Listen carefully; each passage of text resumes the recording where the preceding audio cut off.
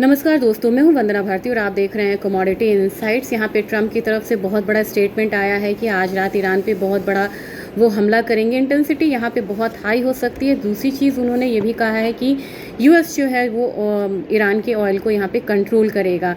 और दूसरी बात यह है कि चाइना की तरफ से है ये कि चाइना ने यहाँ पे गोल्ड और सिल्वर पे मार्जिन्स बढ़ाए हैं, जिसमें कि हेजिंग पोजीशंस पे उन्होंने 17 से 18% बढ़ा के किया, और जो स्पेकुलेटिव पोजीशंस हैं दोनों में ही यहाँ पे 19% जो है मार्जिन हो चुकी है। तो एक ये भी बहुत बड़ा कारण है गोल्ड और सिल्वर में सेल ऑफ आने का, और ये जो सेल ऑफ है ये इंटेंसिफाई होता हुआ दिख सकता है। भले ही आज सिल्वर थोड़ा सा थमता हुआ नज़र आ रहा हो, लेकिन मैंने एक बारी कहा कि $64 से ऊपर की जो क्लोजिंग है काफ़ी इंपॉर्टेंट है। इसके बाद ही $67 मान के चलिएगा, नहीं तो कोई भी फॉल इसको बड़े आराम से $61 के करीब ले जा सकता है, और $61 से नीचे अगर आए तो $58। तो अभी सबसे बड़ी बात है, इंपॉर्टेंट है $64 से ऊपर की क्लोजिंग होना। अगर आप चाहें तो आज ट्रेडिंग को अवॉइड भी कर सकते हैं, क्योंकि बाहर के मार्केट में 0.3% का अपसाइड है, जबकि हमारी मार्केट थोड़ी सी गिरी हुई है 1655 पॉइंट्स। कितना आ रहा है? 2,33,850 के करीब। अब यहाँ पे ये चीज़ हो सकता है कि ये जो गैप है ये कम होता हुआ देखे, और इंडियन मार्केट जो है वो थोड़ा सा रिकवर करता हुआ 2,35,000 के करीब जा सकता है। लेकिन एकदम मार्जिनल मुझे बाइंग लग रही है, मुझे बहुत ज़्यादा यहाँ पे मतलब बाउंस नहीं लग रहा है।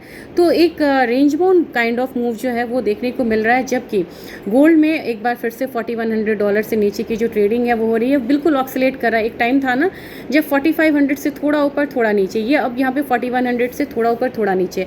आपको भी पता है कि 4060 का लेवल टूटेगा तो 4000 तक के जो लेवल्स है वो आ सकते हैं। आज इंपॉर्टेंट है कि 4060 का लेवल यहाँ पे ना टूटे और 4100 से ऊपर की क्लोजिंग हो। फिलहाल यहाँ पे हल्की सी गिरावट जो है वो देखने को मिल रही है। कोई भी अपसाइड अपने मार्केट में यानी कि MCX में, जो कि 1,47,223 के करीब ट्रेड हो रहा है, ये रुक सकता है 1,48,000 1,48,200 के करीब। बहुत बड़ा बाउंस मैं नहीं देख पा रही हूँ गोल्ड में भी, और सिल्वर में भी मैंने आपको 2,35,000 का ही यहाँ पे बताया है, जबकि डाउन साइड रिस्क आपको 1,46,500 तक का रेंज में मार्केट जो है वो ट्रेड करती हुई नज़र आ रही है।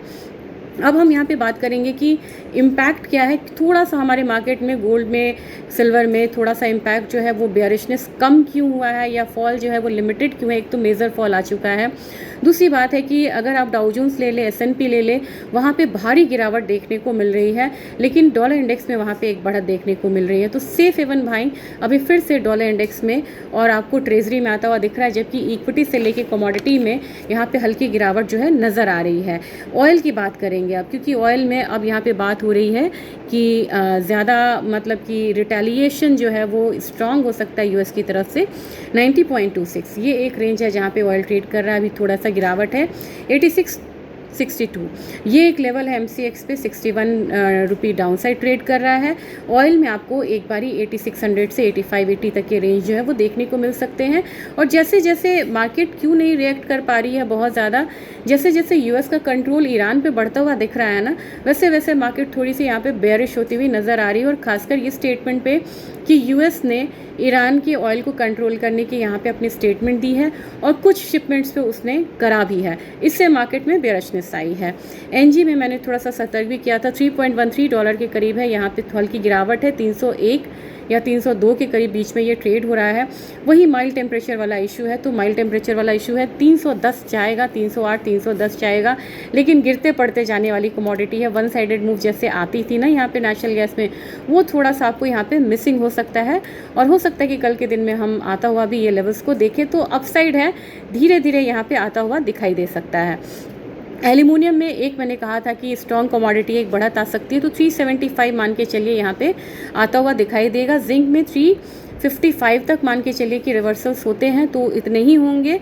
और कॉपर में 1314 पॉइंट्स के करीब की ट्रेडिंग हो रही है। मुझे लग रहा है कि कॉपर में ज़्यादा मान के मत चलिए, 1335 का रेंज आ जाए वो फ़िलहाल में बहुत है, क्योंकि आपको क्रूड हो या मेटल्स हो, चाइना का डेटा ख़राब आना ये एक संकेत है, यानी कि क्रूड ऑयल का इंपोर्ट कम होना, यानी कि ऑयल की खपत अगर चाइना में कम हो रही है तो इसका मतलब है कि वहाँ पे जो बाकी रॉ मटेरियल्स है, चाहे वो बेस मेटल्स हों, चाहे वो सॉफ्ट हो, चाहे वो फेरस मेटल्स हो, इन सब में थोड़ी सी वहाँ पे डिमांड की कमी आ सकती है।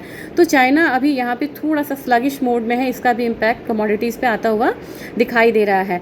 वीडियो को ख़त्म करने से पहले आपको बता दूँ, आज डेटा आ गया है, PPI डेटा थोड़ा पॉजिटिव आया है यूएस की तरफ से, लेकिन ये जो इनिशियल जॉबलेस क्लेम है यूएस में, अब उसके नंबर्स भी बढ़े हैं। तो आप ये जो घटनाक्रम है इस पे आप ध्यान दीजिएगा। अभी मैंने बोला था कि इन्फ्लेशन बढ़ा, अभी मैंने बोला इनिशियल जॉबलेस क्लेम यहाँ पे बढ़ा, और नॉन फार्म पेरोल पे ज़्यादा लोग आए थे नौकरी पे, लेकिन वो टेम्प्रेरी वाले थे। वो कौन थे? वो फीफा वाले थे यहाँ पे, जो कि फीफा अगर ख़त्म होता है तो वो भी यहाँ पे पेरोल से हटते हुए नज़र आएंगे। तो कहीं ना कहीं यूएस इकॉनमी डेंट हो रही है, और इसका इम्पैक्ट जो है वो बाकी इकोनॉमीज़ पे तो आ रहा है, वो विजिबल है, लेकिन इन पे भी अब आता हुआ यहाँ पे दिखाई दे सकता है। संभल के ट्रेड करिए। क्लियरली गोल्ड सिल्वर में अपसाइड हल्का है, डाउनसाइड रिस्क ख़त्म नहीं हुआ है। नेचुरल गैस आज डाउन है, हो सकता है कि कल यहाँ पे एक बाउंस आता हुआ देखिए। क्रूड में यहाँ पे हल्की गिरावट लग रही है। बेस मेटल काउंटर आज थोड़ा सा नीचे से संभलता हुआ नज़र आ रहा है। Thank you.